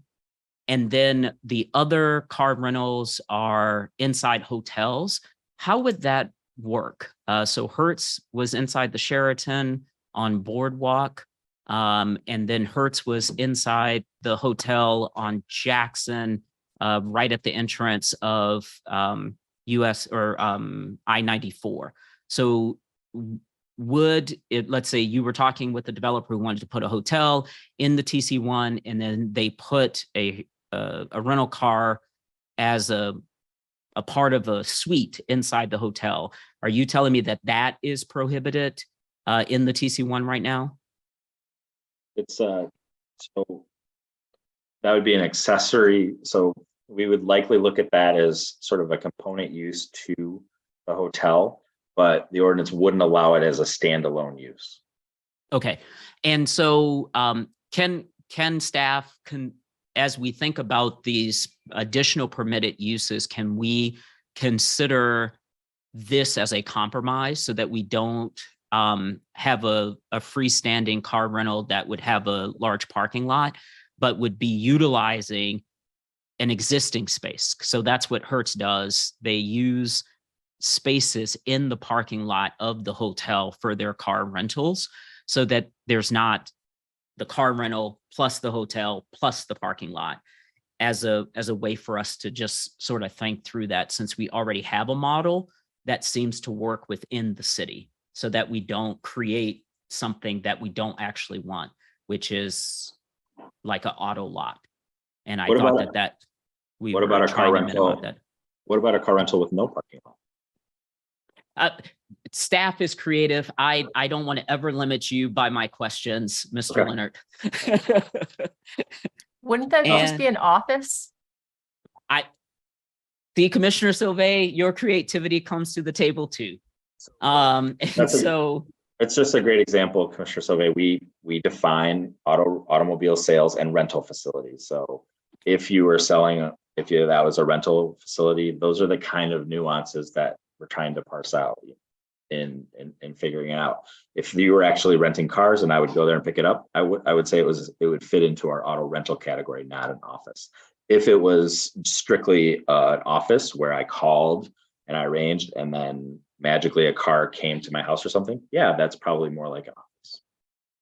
okay, I have one more thing, but I will hold it to hear from other commissioners. Thank you. Just a couple of things you had asked. One thing I just want to be clear, you talked about getting people on the table. The transportation planning team at the city will be involved. I made the decision to move this pretty quickly, given the interest, I think, both in Planning Commission and the City Council, and it continuing to advance the TC1 discussion. So they weren't able to get a staff member here, but we will be working with our transportation team towards that.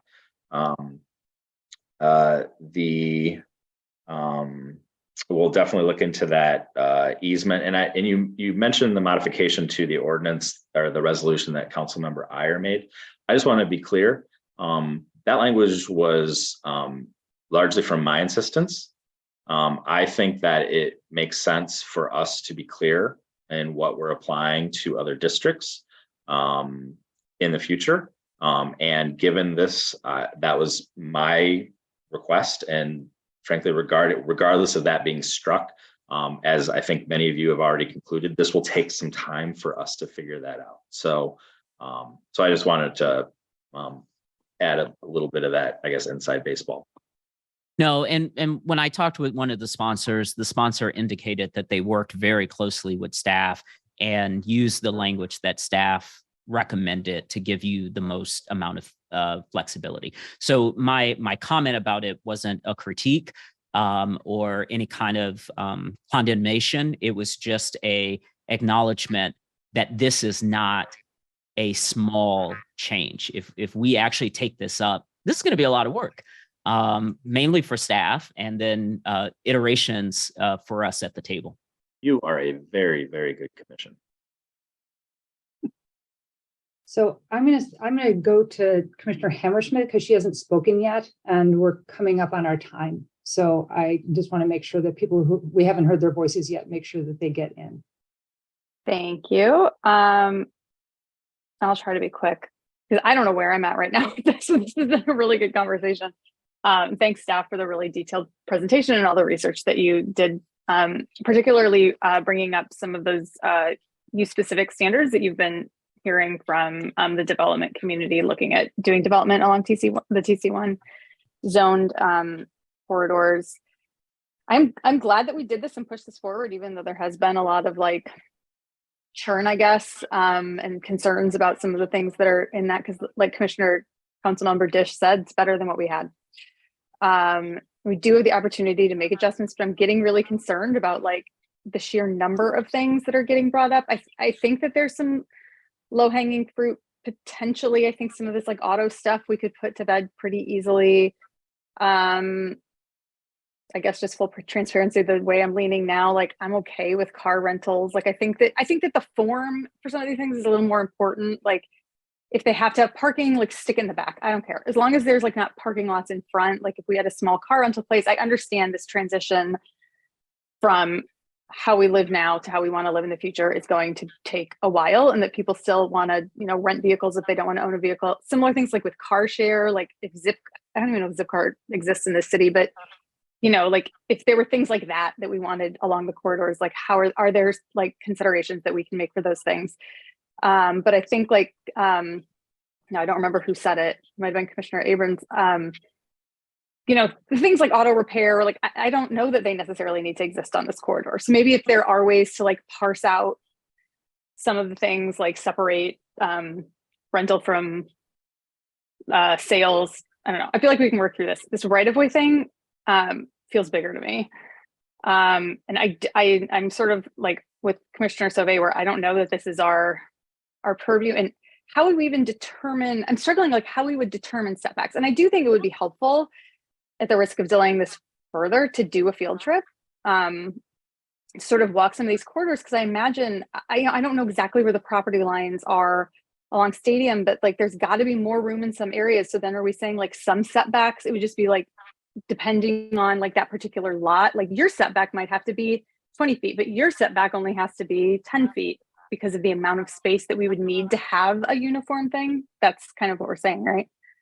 Yeah, that sounds really complicated. And I'll just, I guess, like leave it at that for one scenario. It could be a setback that is responsive to a curb location. That when the property line to curb location is X, the setback must be Y.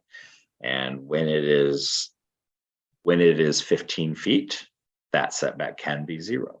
So yeah, but and they're not, it's not forced. There's flexibility right now too. Like it doesn't have to be 0. So a developer can come in and be like, you know what, it's way too close to the street. Obviously, and they could do like, I actually want to be, I forget what our max is now, but. But I would say the tension at both this board and at the council is that it's a choice of the petitioner at that point. We're still reviewing it for safety. We're still reviewing it for visibility. But the question is, should that be a choice in every circumstance? It's tricky because it's like somebody built that corridor along Stadium or the sidewalk along Stadium that's way too close to the street, and the property lines are way, now we're sort of paying the price of like, how do we get all of the things that we want?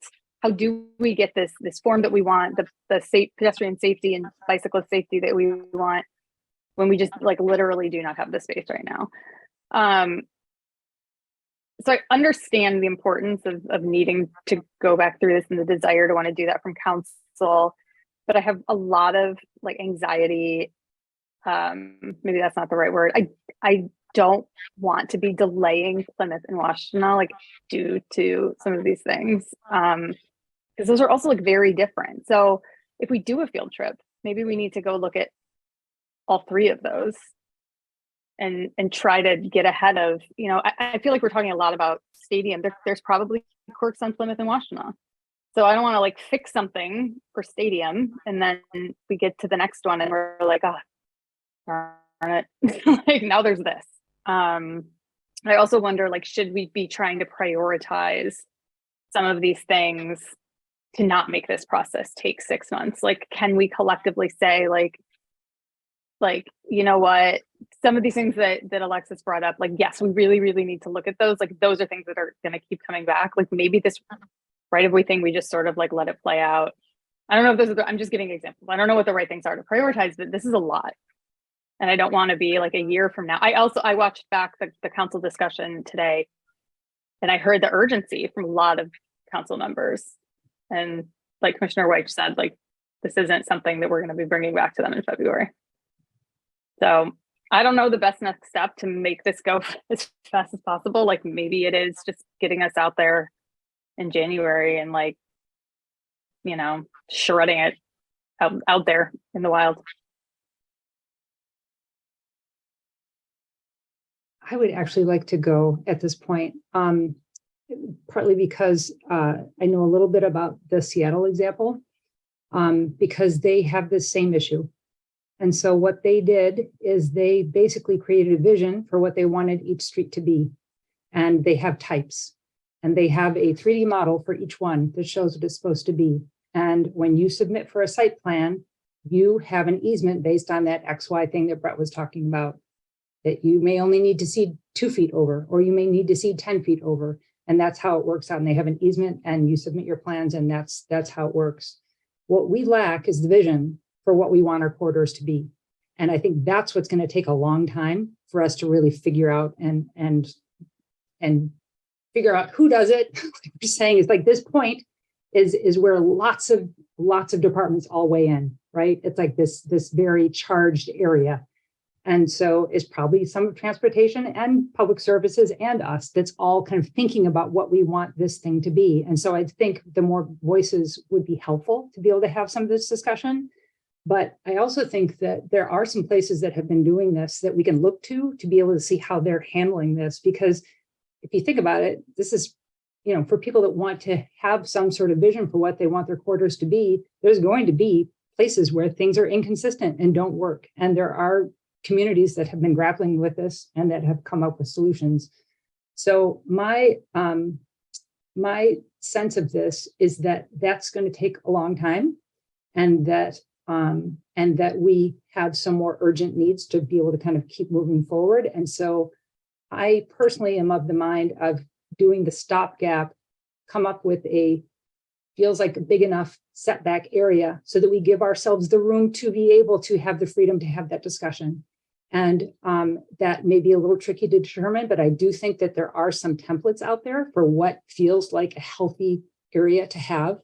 And that we can determine the sort of XY relationship that we're talking about, whether it's 15 feet or 20 feet or 17 feet or whatever it needs to be.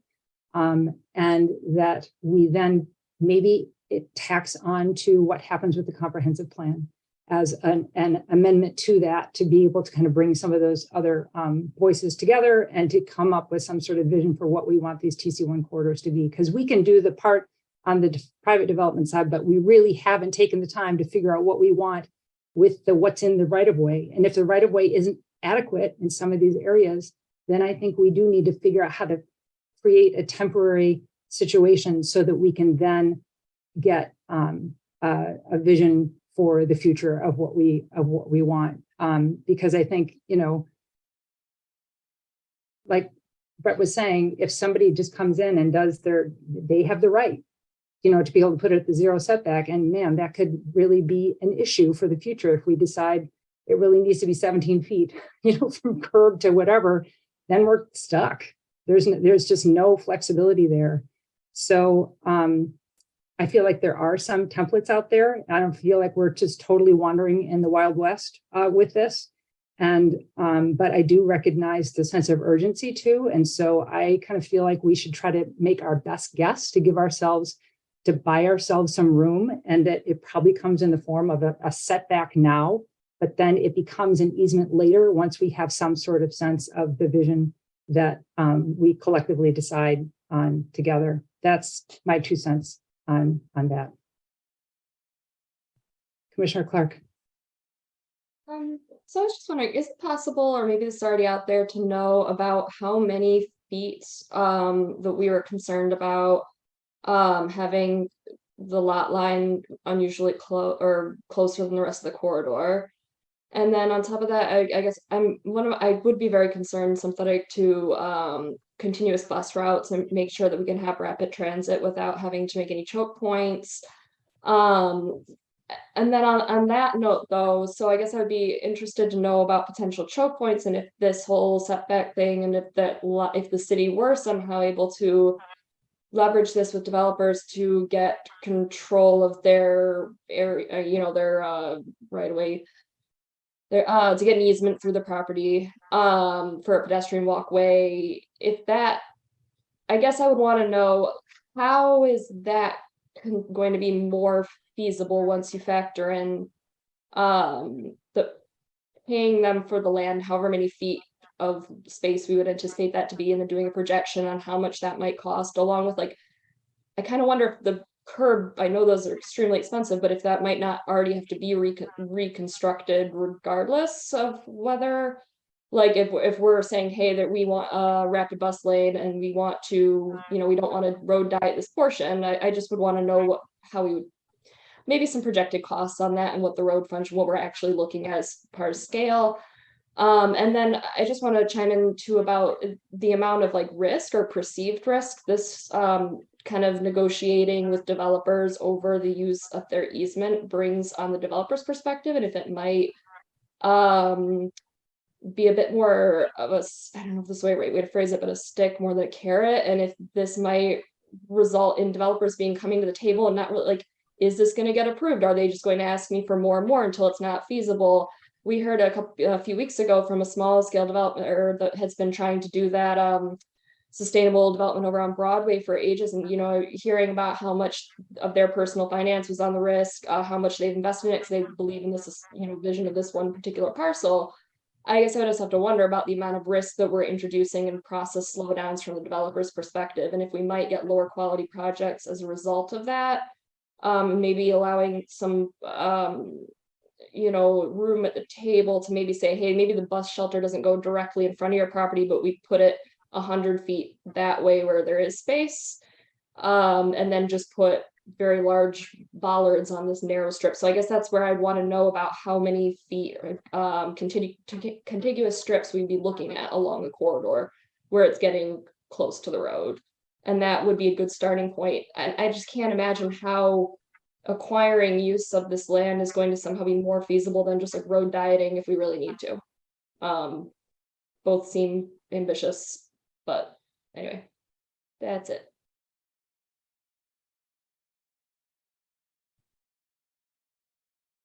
Anybody else? I guess I just have a question. Some of the things that Alexis brought up about the kind of side street things with the getting at what some of the developers are bringing up. Are they actually talking about turning those into streets, like public streets, or are they driveways essentially? Like, I'd be curious to know more about that too, in terms of some of the decisions that you're having to make, because those are different to me in terms of what they're thinking about. So I'd be curious about that too. I believe they're thinking more along private street / driveways, but that have been made to look, lifestyle village type thing. But there is enough, the question has been raised, did we intend to treat those as public streets, or did we want to treat them separately? And if we want to treat them separately, it's not as clear as I think people would like it to be. Yeah. Commissioner Sauvé. I'm just going to add to that. A lexicon would be just really good overall, because there's even things like directly on the transit corridor versus facing the street. And so just being very clear about what is the transit corridor, because sometimes there are parcels that aren't directly on West Stadium, that aren't directly on Eisenhower. And so even if there are kind of branch streets that they kind of do a wraparound or something, it would be really helpful to understand, are there actually TC1s that are only along secondary, and would they match something differently? So I think just having some sort of lexicon that we might be able to cull through and ask ourselves the questions of what we meant as an exercise at some point. Again, I think there's a lot of work, but we could do that for the entire UDC. I would love to do a full call, but we got policy that can impact the whole city. Anyway. Yeah. I would just say to that point, yes, yeah, I have grand plans, UDC, but most districts are so much more established, and we've been using them and developing under them for so long. We have the word pantheon came to mind, but I think that's completely wrong. But we have a established body of interpretations and consistency that we use and have stood the test of time. We will get there with TC1. This is sort of standard stuff with a brand new district. We went through this with D1 and D2 and the character overlay. So this is not like, oh, it means it's terrible. It's not. It just means it's new, and we have to work with it and develop that body of uniform interpretations, uniform lexicon. But this does mean, though, this is the time, if you want to influence how those interpretations are made, this is the time to do it, because otherwise they just will start to roll and come in. And then it may be harder to undo if the expectations don't match the way it plays out.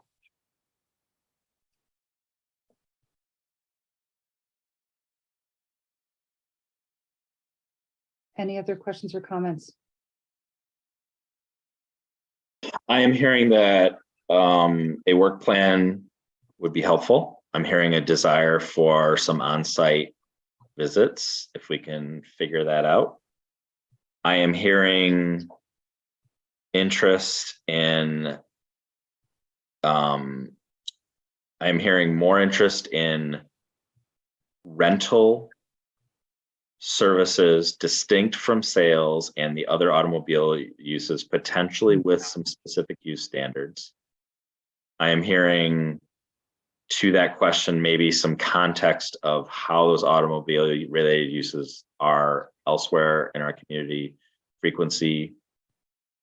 If these two corridors and Washtenaw and Plymouth are rezoned, what does that look like? Might be of interest to the Planning Commission. And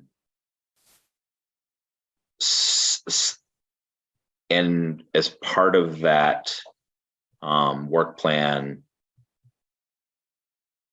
some definitions / consistency of language. The best we can try and lay out more clearly with clear language how the right-of-way and the UDC interact with each other, and try to do a better job of being less planner-y than I was this evening. And we will continue to use the entirety of the Planning Commission via either regular meetings or working sessions for the evolution of this discussion. The visuals, you missed the visuals. Yeah. Visuals, which I think ties nicely into Hank's conversation about maybe bringing in some outside resources to help us do that in a very effective. I wanted to add that I also heard a desire to hear how this work plan aligns with or disrupts our existing work plan. And I thought that Jen Eyer's amendment didn't pass. It did pass. If you look at the version 3 in the Legistar, you'll see that last whereas was removed. I think it passed 6-5. And I thought it was you on the winning side. No, sorry. You were on the losing side. Always on the winning side. I wouldn't say always. And also, I think it would be useful to have a little consult with our lawyers. I do not personally feel the need to know exactly how we will accomplish the magical alchemy of turning setback into easement, but I do feel the need to know whether it is not possible. If there are specific ways that are not likely to be possible, or if it is in the opinion of our distinguished land use lawyers that this is really alchemy and not sound policy. But within, so if it is possible, I don't need to be reassured now how, but I would like to have some sense that we aren't just blowing steam.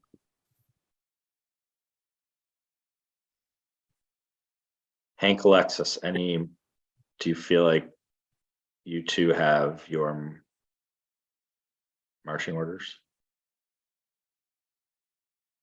I think so. All right. I would say one other piece of that is specifically to some of the things that would be illustrative to this is maybe some examples from our downtown street design manual, some other examples of communities that have done this as sort of setting some guardrails around that. Thank you, commissioners. I know, yeah. Sorry, if you're looking at that, I would be curious, not just in terms of the right-of-way design, but the right-of-way widths. Maybe this is not just like an ask, but the space between buildings gets wider. The experience of the space between buildings does not get better in many cases. So I would like the width of the right-of-way and the quality of that space, I'd like to see. All right, now I'm cutting you all off. Or Commissioner Goodbrandle's cutting you all off. Yes. All righty. We are, let's see, I guess we have public comment still. All right. If anybody is interested in addressing the Planning Commission, you can press *9 to raise your hand if you call by phone, or use the raise hand feature if you logged in via Zoom. I will announce you by the last 3 digits of your phone number or by name, depending how you log in, and you'll have 3 minutes to address the planning commission. Caller with the phone number ending with 534, you can press *6 to unmute your phone and address the planning commission for 3 minutes. Good evening. This is Tom Stolberg again. I'd like to thank staff in particular for a good presentation and discussion, and the rest of the commissioners for a good discussion. One thing that I caught that was mentioned was integrating this in the comprehensive plan revision. And my hunch is once you get to trying to do that integration, it's not unlikely that you'll end up with not just a TC1, but a TC2 or more than just that.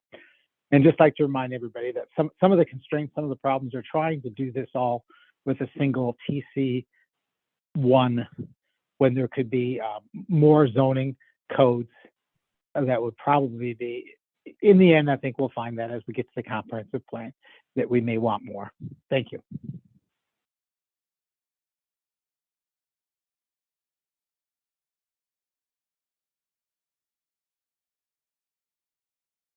Caller with the phone number ending with 464, you have 3 minutes to address the planning commission. Hello, Linda Burauer, 5th Ward near downtown.